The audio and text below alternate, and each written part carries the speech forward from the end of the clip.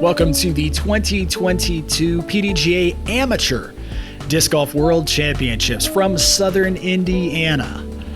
It's Grant Zellner and Jennifer Allen with round 2 coverage of the FA1 division. Thanks to Ace Run Pro, our producers, and Gatekeeper Media for the graphics as we venture out to Pride's Creek for round 2 action. You get a look there at how the players fared during round 1.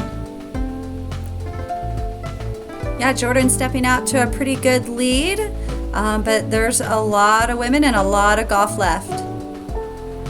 Yeah, we're just at Wednesday as this week went along, so lots of golf left. Stepping up to hole number 1 now, starting things off with a par 4 at 519 feet. Round number 2 being played on a course significantly longer and more open than round 1 was. Yeah, looking at this hole, it looks like a beautiful hole. You have to get around that first tree, and then approaching the basket, be careful of the pond that sits pretty close in the circles. We have Jordan here from Palm City, Florida. She gets a nice turnover that's going to hyzer her back to the middle of the fairway. Jordan's twin sister Morgan also in contention this week here at Worlds. Hannah Lengel out of Winona Lake, Indiana, a local player. Safely out.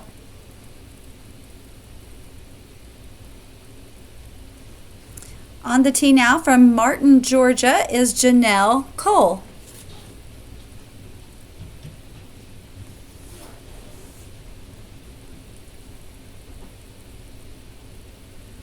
Looks like a beautiful day out here. It was really nice conditions on this particular day. She gets a little bit too much turn on that, but this is a 2-shot hole. So just hopefully she can get around those trees there in the middle for her second shot. Here's Tina Beach, Kansas City, Missouri. Left-handed player. And safely out. Going to be over there a little closer to Ginelle, so they're going to have to get around that middle grouping of trees. Back to Hannah now with the approach, taking on the water. Almost got it to skip back in bounds, but she's going to have to take that back where it went out originally.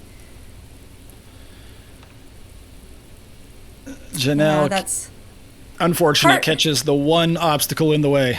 Yeah, that's a hard one. It's definitely more of a forehand or a lefty approach here. So let's see if Tina can address it a lot easier. And she needs us to sit down.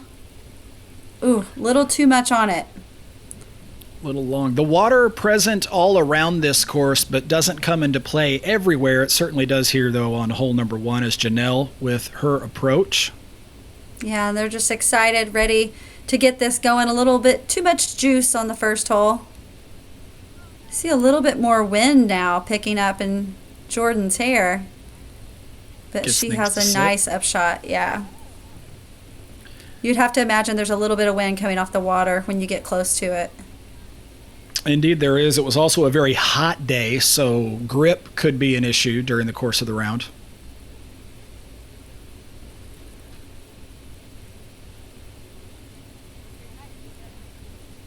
Keeping it pretty close, gives it a little bit of a bid. There's Tina now from maybe a step outside the circle.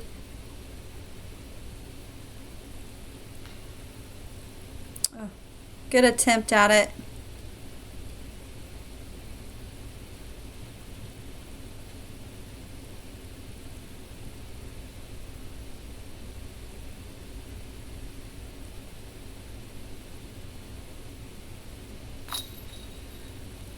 Beautiful putt for a birdie by Jordan. Solidly in from about 20 feet there.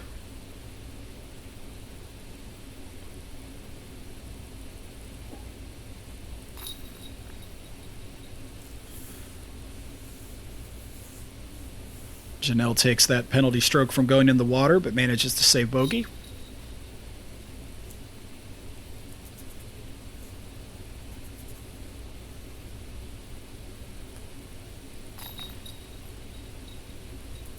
And everyone else in for bogeys. Well, actually, I spoke wrong there. Ginelle hit that early tree, and that's why she took bogey. We're getting a look at that shot right here, in fact.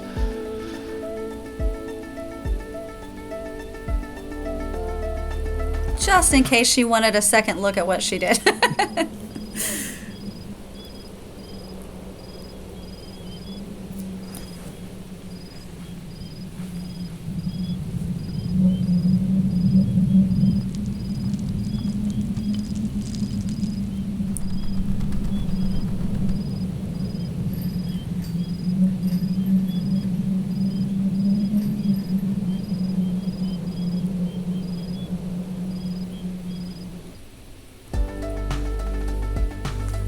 Okay, hole number 2, we have a par 3, 276 feet. Making it through the trees there. A little bit of an elevation change across this hole. We'll see if that comes into play on their drives, and the basket is tucked over there to the right. Have an out of bounds parking lot area there a little bit long that I actually did see come into play quite a bit, so we'll see if everybody can get these shots to the ground quickly enough, starting with Jordan. Beautiful drive inside circle 1. Hannah going with the forehand here. Yeah, she gets good flex on it. Awesome shot. Now Ginelle. Yeah, that came out of her hand a little low, so she's going to get caught up in the thick grass and be a little bit short. And finally Tina. Yeah, this should open up great for a lefty. Big hyzer. Also a little low, and sometimes that's hard if you've played courses that are get a little more skip. This grass out here looks very thick, so cannot, anticipate getting a lot of distance after you hit the ground.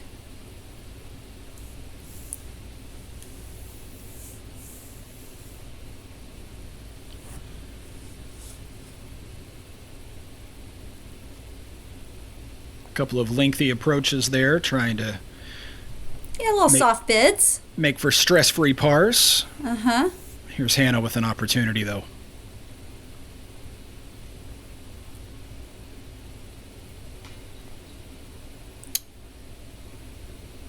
Not quite enough on it there. I feel her. I feel like all of my misses are usually just a hair low. Yep. You're excited that you hit the line, but it is frustrating.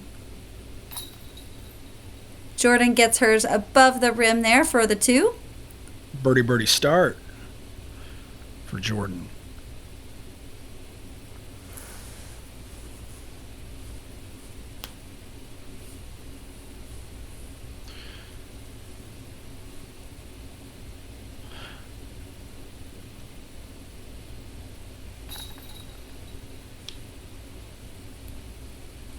I'm curious what you think, Jennifer, as we make our way through this round. There are some holes and some looks here at Pride's Creek that I think are a little bit reminiscent of Fountain Hills.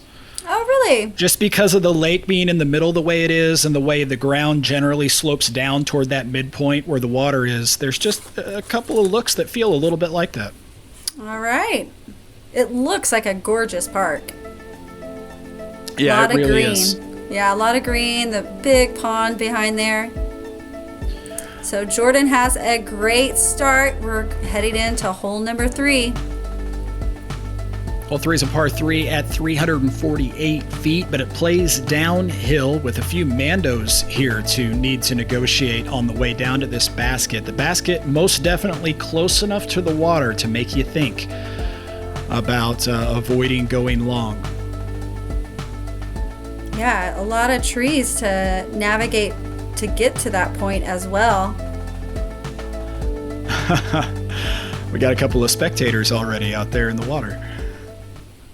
Hopefully they have a net just in case, right? Jordan first off the tee. A lot of nice controlled mid-ranges were common off the tee here just because the downhill allowed you to throw a slower disc.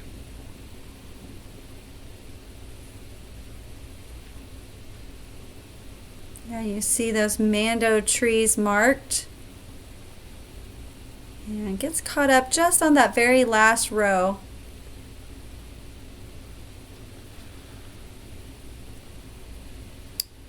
Little bit too low is going to make it almost out.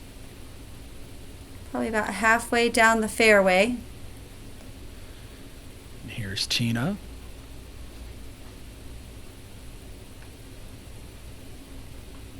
Also catching those second little grouping of trees there. Everyone making the mandos though, so we are proceeding on. Tina's going to find that nice opening there on the left side. Put herself about 45 short there with a downhill putt toward that basket. Here's Ginelle.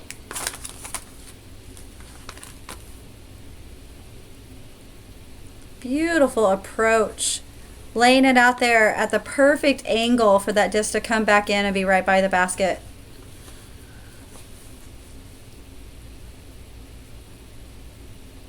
Hannah having to stretch out and really flex this forehand. Oh, I was afraid of that. Yeah, just a little too hot. Way up in the air with all that time to flex out. I was worried that might happen. Here's Jordan, also going with the forehand approach. Ooh, gave it a little look.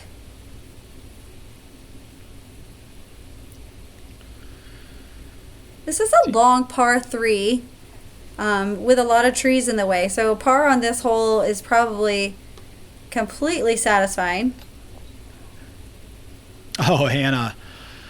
Off the, well, I guess there's no band on these baskets, but off the top.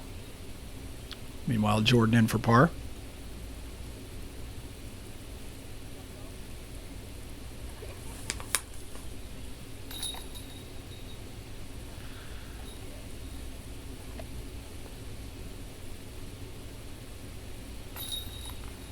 Everybody else tapping in.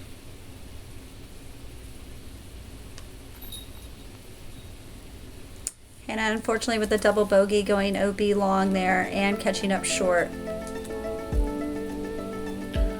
So Jordan extending a bit of a lead here over her closest competitors early, though, in round number 2. Hole number 4 is a par 4, 546 feet. Gonna get that first drive over this ridge here, landing in the opening for the second shot through the trees, and basket is going to be up over that pond to the right. Yeah, we actually have to do some swinging. No, you're correct. Where's that drone going? Got to do some swinging around that knob of the pond so players get to choose just how much of the water they want to take on. Jordan going for the placement shot more or less off the tee, as most players will. So that they can cut that corner across the water. Mm-hmm. Ooh, I like that shot better. Little risk reward. Takes off a lot of distance, but definitely you risk going OB. Ginelle has a great shot out to the placement area.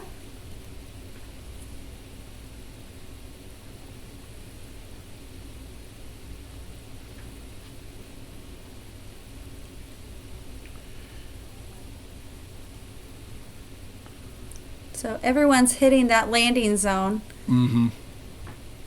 So I see kind of how you're saying it kind of plays along like Fountain Hills. The lefties tend to stay a little safer at Fountain Hills, where the righties tend to kind of play towards the water. Hannah reaches that great distance out and around. We'll see if she gets, great look across. We'll see how many of the women choose to just cut that corner. Yeah, Jordan electing to lay up a second shot here. Yeah, it looks like it's going to be the way for them to go. So our drone kind of got us a little confused there for a second. If you get far enough up, you can do what you're seeing Ginelle do right here. Beautiful shot. Plenty of room. as well as Hannah. Should get all the way around that tree. Yeah, nice and safe. So Jordan's going to have to go for the basket now that she's laid up that shot. We'll see if she has the distance to get up there. Pin high more or less, but out to the right. Ooh, I like the height and angle here from Ginelle. Let's see if she gets the skip and roll. Actually goes a little long there.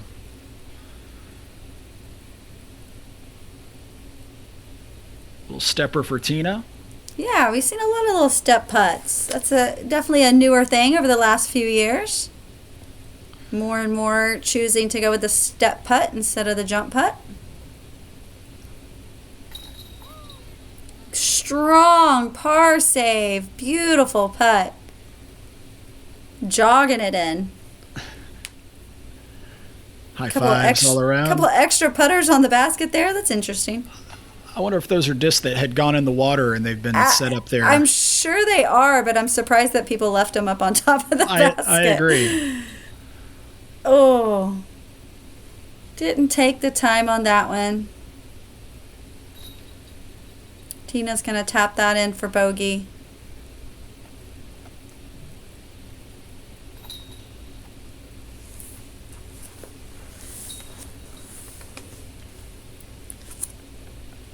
Also, Jordan gives a stroke back here on the fourth, but the fourth played a stroke above par for the field, so all things considered, our lead card makes it through nicely, and we move on to the fifth, a 273-foot par 3, requiring a pretty lengthy water carry considering the overall hole distance is only 273 because the pond kind of moves at a diagonal angle to your shot. So, right.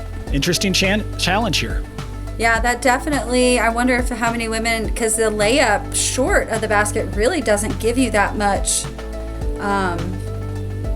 taking off any distance on it. So we'll probably see all the women, I'm assuming, try to go for this. Just a guess. Really have to get it to carry, but now laying up short, like you said, the pond does kind of get longer, you know, the further you go down. So hyzering off short on the left side would be the safer play. We need a big skip. Oh, I can't tell if that stayed safe or not. Yep, that's safe. Trundled up a little ways toward the basket there, no problem. So you have to watch the height of release, and you want a little bit of turnover to get a little bit extra distance. Jordan makes it across easily. We'll see if the lefty has a little bit more advantage here. She can really get it to turn a little more. Wow, and safe as well. Hit one of the few patches there without any grass, so actually got kind of a skip long there. Quickly to Ginelle now. Flashes the chains. Yeah, that downhill putt had a little extra on it.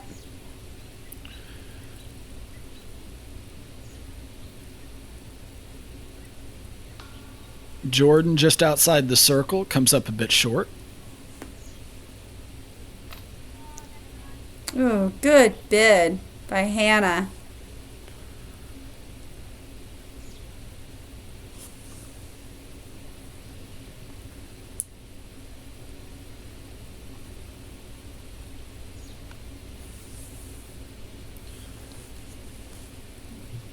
Tina by on the high side there, so needs this comebacker. Here's a good par save. Sometimes hard to give it a good strong bid for a birdie because you don't want that to turn into a bogey, but she was able to make that comeback putt, as well does Ginelle. You've been watching me play. Yeah, same. It's my nightmare. I don't have nightmares except for that. And Jordan taps in her par, and we're moving on. Hole number 6.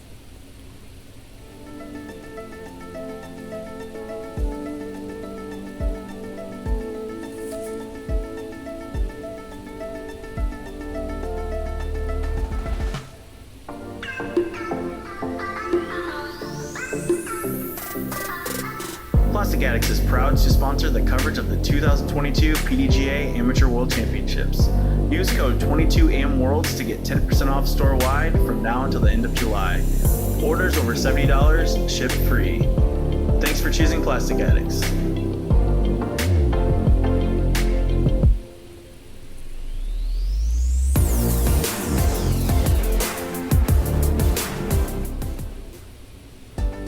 It's a fun little shop. That's over by McNaughton Park. I was able to go into that store and check it out. They had a lot of things.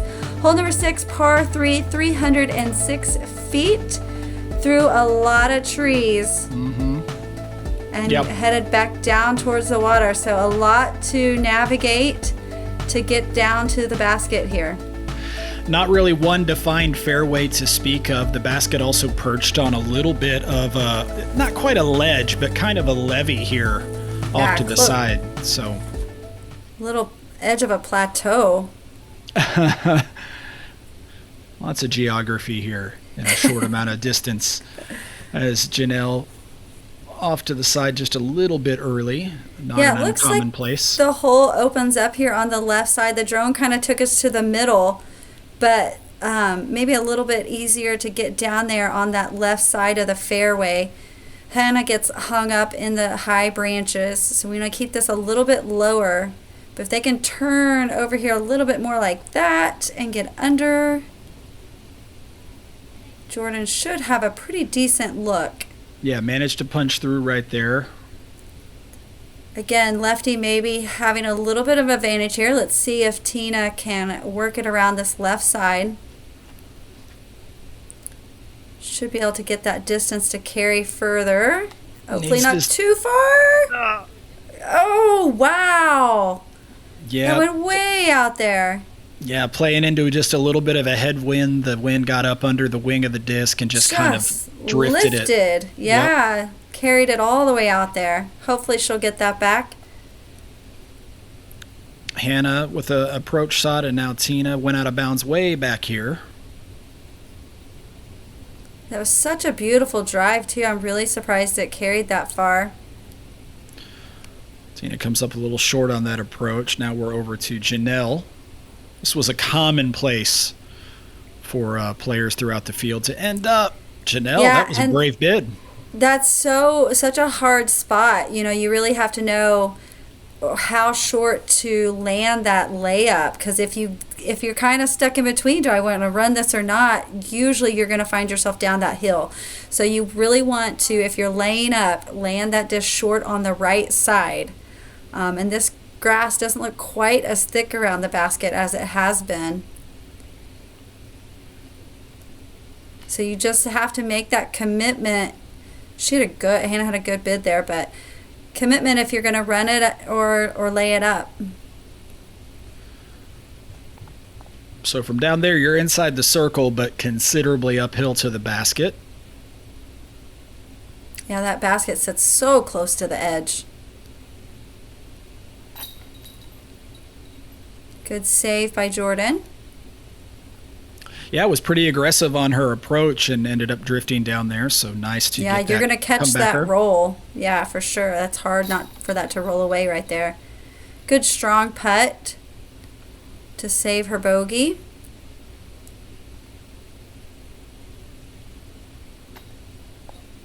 Ooh. She was not timid, though. That was a good, strong bid at it. Unfortunately, she has to tap in for the double bogey there, as does Hannah. They got caught up, a little bit of trouble on that hole.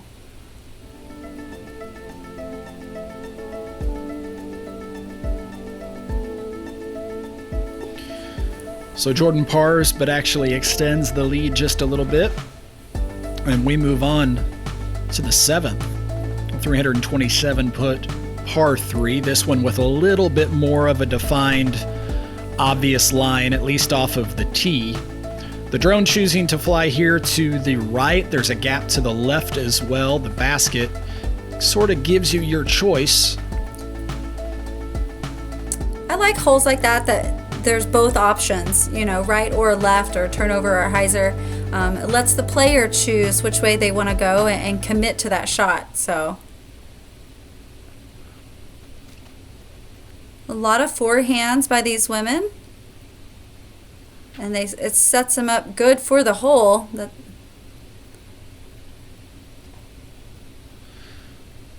It's something, you know, back in the day we never saw women throwing forehands, and now it's just some beautiful shots here. Yeah, the wind kind of pushing the disc from behind here, so if you can get that wing up the side of the disc toward the lake, you're going to get the benefit of some extra distance.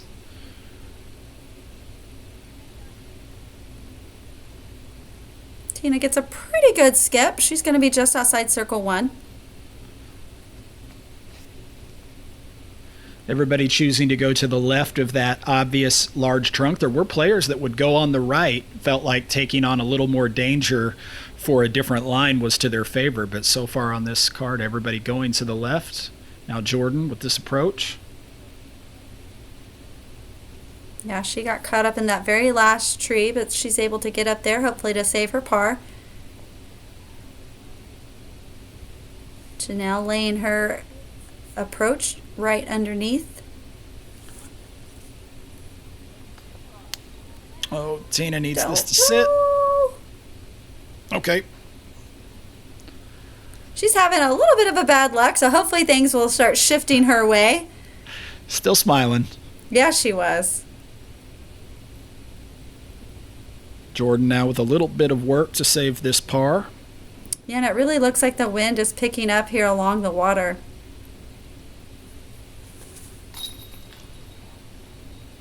Oh, the disc Gets dances. it to stay, yeah. Dances all the way across the face of the chains.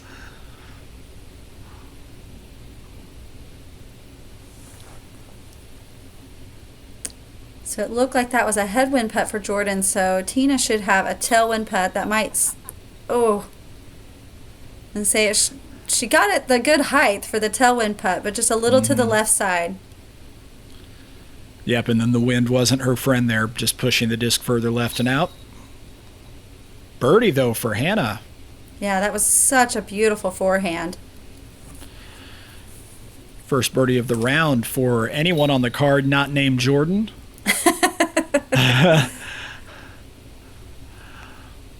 Nicely done.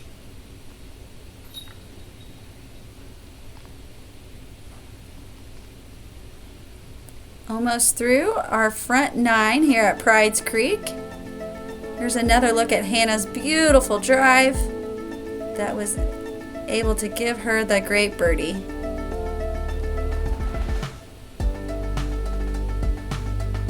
Hole number 8 is another par 4. This one's 408 feet.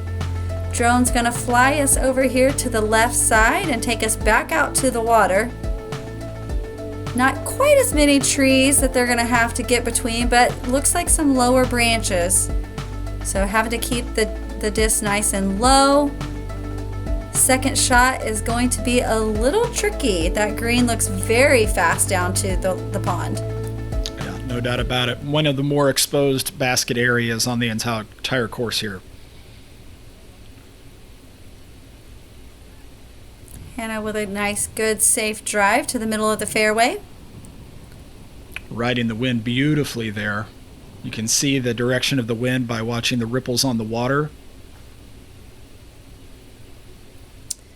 Yeah, Jordan puts a lot on this, a little bit more than she wanted, so that kind of flipped over on her. She should have an open look, though. Looks like the wind is flipping these up to that inside grouping of trees. Yeah, pretty stiff headwind here.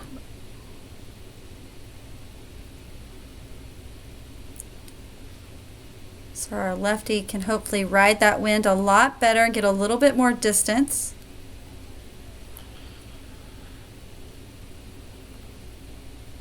Nicely done. So Jordan will play first. Yeah, and this has still got quite a bit left on the shot, so hopefully she can get this out there for her. Still a birdie putt if she can get out there. Nice and safe.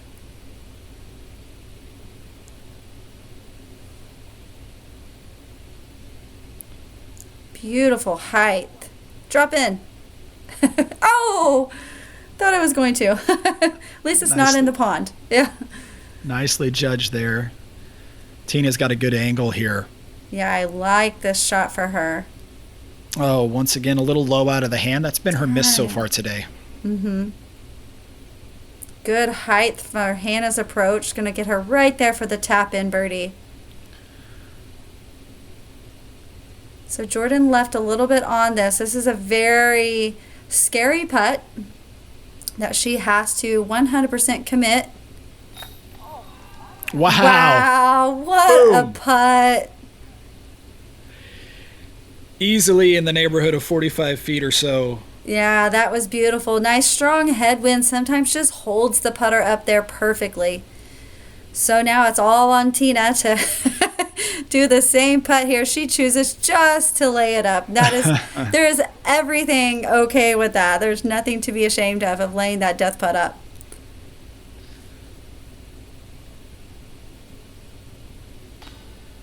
Ginelle can go at it a little stronger, and she does. Just keeps it just a hair too low. Those are all going to be good little tap-ins.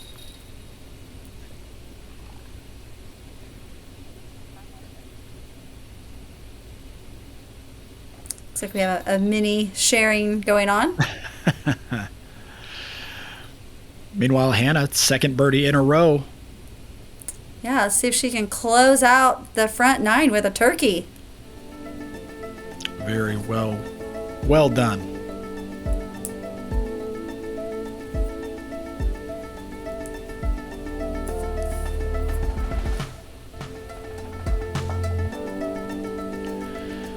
Race Run Pro, with their Patreon, give you an opportunity to support those who bring our favorite sport to us by way of footage just like you're enjoying today. You can support Ace Run Pro. $3 a month. $3 a month. Become an Ace Runner.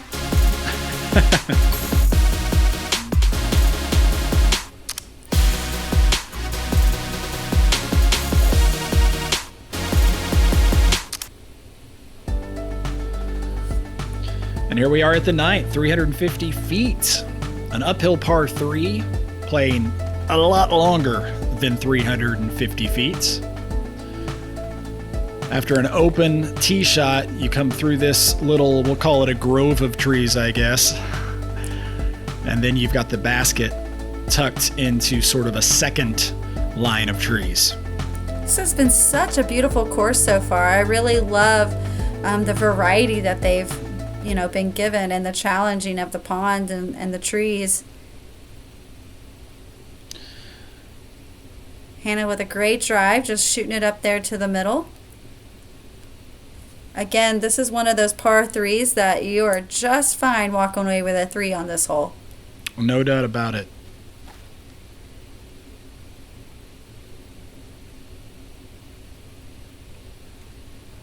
Jordan safely up the middle. Shouldn't have too much trouble negotiating those trees to get to the basket. Yeah, and this plays a little bit uphill, so probably playing more, what do you think, like 375, Grant? At least based on what I saw on this day and what I saw when the MA1 field played the exact same course. It definitely plays a lot longer than 350. Yeah, sometimes it's hard to see just how steep that hill is, but you can definitely tell there's an elevation change on it. And then you throw in some wind sometimes, and that'll really play with the disc. So of note here, the basket is perched on another sort of ledge, and if you go long, you can drift down. Yeah, close to the water. You can see right there. So one big skip in that shaded area, I'm sure, could get you pretty close to the OB area. That looks like a beautiful approach. Gets a little bit of a skip. And then drifts down the hill a bit. So that's the reason why a lot of players are a little timid with this approach shot. I like that Tina wasn't. Yeah, I think I'd rather go long on my second shot and putt back uphill versus that's a beautiful shot. Being short, playing safe and then having to putt down, I think is a little bit harder to do. Hannah trying to get her forehand right up to the basket. She's been leaning on that for her approaches for a few holes now. Very accurate with her distance on it as well. Jordan takes the layup and is going to just take her bogey there.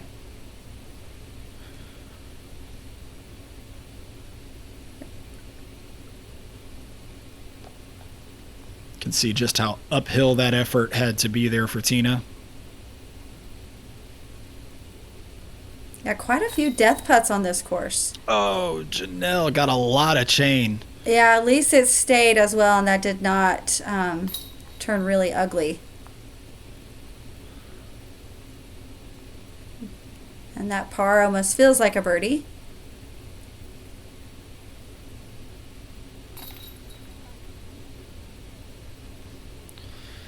Tina in to save that bogey.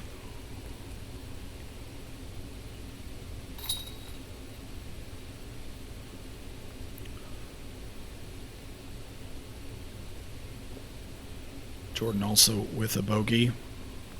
This hole playing about a stroke over par. Not surprising given how uphill it was and the challenges of that green area. Yeah, the green is definitely challenging. That's going to do it for the front nine. Yeah, Jordan maintaining and even extending her lead over card mates during this first half of the second round here at the 2022 PDGA Amateur Disc Golf World Championships. Make sure you're following the PDGA on YouTube for additional coverage of this, the FA1 field. We'll take them all the way through the championship round. So more videos coming out soon, including the back nine of this very round. Stay tuned. Grant and Jennifer back with you in a little while.